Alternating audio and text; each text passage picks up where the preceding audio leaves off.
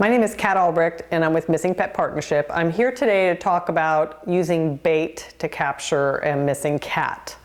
Or even when you're trying to capture a skittish, hard to catch dog and you're using a humane dog trap. I'm mainly going to be talking about using bait in the areas where there's wildlife, and there's often concerns from neighbors or people that you're going to be attracting wild animals when you're trying to capture your missing cat or the dog. When you're putting food out, yes, it will attract animals. That is the point. That is why you're attempting to capture your animal. But if the animals are not out there, if the coyotes or possums or raccoons are not in the area, then they're not going to be attracted to the food. They have to be in the area anyway. So what you'll want to do is you want to attract your missing pet, and that may bring in possums and raccoons into the area, or coyotes. But there's a way that you can do it by putting out and using bait that won't trap the wrong animal, and that once you are done trapping and you've caught your cat, there are some things I'm going to show you that you can do to detour raccoons, possums, coyotes from coming into the area once they've started coming there because of the food. So one of the common baits that you're going to be using in your trap, and the humane trap that you'll use to catch your cat, or if it's a large trap to catch a dog, is going to be cat food. There's other baits that you can use. I've heard of Kentucky Fried Chicken using the boneless chicken strips, sardines or jack mackerel, which are similar, similar to sardines. You want to use a bait that has a real strong smell to it. I also recommend doing what I call chumming, or pre-baiting, by taking the bait, rubbing it on bushes or tree limbs up high above where you're having the trap or the feeding station, in order to get that scent up high so the wind will carry the scent. If you only have just a small amount of food in a can, or on a plate on the ground, that scent is only going to travel so far. If you take a can of cat food and you were to rub it on the bushes and the trees up there, you're going to be putting that scent out there a further distance, and more animals will come so that you can capture them on the digital wildlife camera or get them in the trap. If you are setting up the wildlife humane trap baited with the cat food and you're trying to catch your cat, and you want to avoid catching raccoons, then one option would be to put out distractant food that a cat would not eat, but the raccoon would. So you would not put a can of cat food outside there, because then your cat that you're trying to catch could come and eat that, and then you're defeating the purpose of having the cat food in the trap. But if you were to use things like marshmallows, some type of fruit like watermelon, strawberries, or apple or banana that raccoons will eat, you can put out food like that will attract a raccoon to eat that, so hopefully they'll fill their bellies and not go into your trap that you're trying to catch the cat in. To dissuade coyotes, the one thing that we highly recommend that people do is immediately put out like a 5-pound sack of dry dog food, so that you fill up the coyote's belly with dog food. You can also use like big meaty bones that you could get from the butcher and put them out, so that the coyote would grab the bone, take that to its den, and keep busy with that for a while. Or even big giant raw hides. I just brought this little, I call these cheesy bones, that I stuff in cheese and give them to my dogs, and it keeps them busy for a while. Probably work with the coyote as well. But you want to give the coyote, you want to do two things. You want to fill up the coyote's belly with food so that it won't be hungry and potentially take your cat.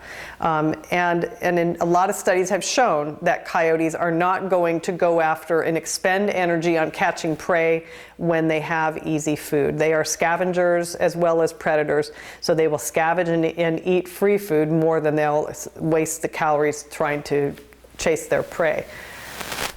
So put things out there, and we've had this be successful in many cases where you're keeping the coyote well fed, but then, like I said, then the issue is, okay, oh my gosh, I've attracted a coyote coming to my house, now what do I do to get rid of them? There's a couple things that are out there on the market. One of them, I'm going to have you zoom in and look at what this is. This is called the Scarecrow. You can Google this, and you Google scarecrow by Contech. That's spelled C-O-N-T-E-C-H, and this it's called an outdoor animal deterrent. I'm going to hold up what it actually looks like here as well. What it is it's a device that you hook up to your garden hose that has a sensor on it.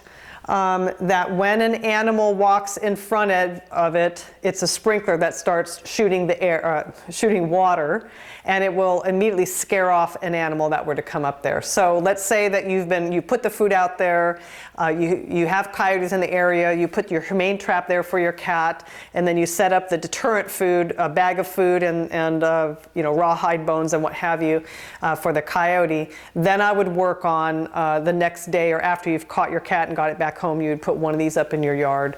You can order these online. You may want to get a couple of them, but put them in the area where you previously had put the food for the coyote to deter the coyote from coming back and teach it to leave the area. This will work also for raccoons or possums that would come around. Another tool is called the Inotech Scat. And this is actually compressed air. This you can buy at any of the major pet chain stores, or you can Google it as well. And this has a sensor on it as well. I'm going to show you how this works.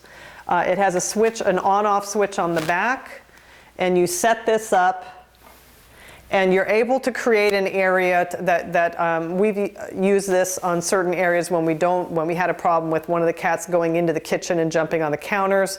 I actually used like a blue ribbon that I put down on the floor and up on one of the counters where he was jumping up there, and have taught him that he's not to go into that area, and it works just perfect. And again, I don't know that this is going to work and deter a coyote. It has worked on one of my dogs, but my larger dog, Zeke, just walks by it and doesn't really care. So a coyote might not be as affected, but certainly raccoons, opossums, or anything would be scared by this. And what happens is if it will work, it better work. Yes, it worked. It scared me. It shoots out compressed air when you walk in front of the line, or when you cross in front of the sensor. How we use it also is we, again, use a ribbon. I would suggest using something very visible, a visible line that you would put this in front of, and you could end up teaching or keeping out of your yard cats, raccoons, possums, and other animals that would come into your yard. So these are two different tools that are out there that you could potentially use once you're done with the trapping and you've caught your cat or the dog and you've got it back home, but you have anybody that's concerned about the wildlife being in the area. Like I said before, the coyotes are either out there or they're not. Yes, when you're putting food out there, you're bringing them up there, but they soon will move on and try to find their food elsewhere. So it's not like once you put the food in your yard, or if your neighbor has allowed you to put food there and you've caught your animal or your missing cat, it's not like you're going to be having coyotes coming there every day. They have a large territory range, and I may as well also add, we have a lot of people that make assumptions that their cat or their small dog was killed by coyotes. Coyotes, yes, they do take cats. They do occasionally take dogs as well. However, many of them survive more on white-tailed deer, on moles, on rabbits, other food sources, fruit, things like that, garbage. Again, they're scavengers. But they're an animal that, unless if they are raised on killing cats, there are often, there have been studies on this, there are some coyotes in certain areas that if they've never killed and eaten a cat before, they're not familiar with that scent and they don't consider that necessarily as prey. But there are areas where the coyotes are definitely killing cats all the time. So the cats that are more at risk of being taken by coyotes are going to be the outside access cat that's in its own territory, whose scent is all over that yard, who is sitting there unafraid and is comfortable, and when a coyote comes up, it easily grabs the cat and kills it, and then you have the cat that's been taken by the coyote. Your indoor only cat that escapes outside is in general going to be more safe from a coyote, because that cat, when it gets outside, is going to be panicked and it's going to look for the first place that it can hide.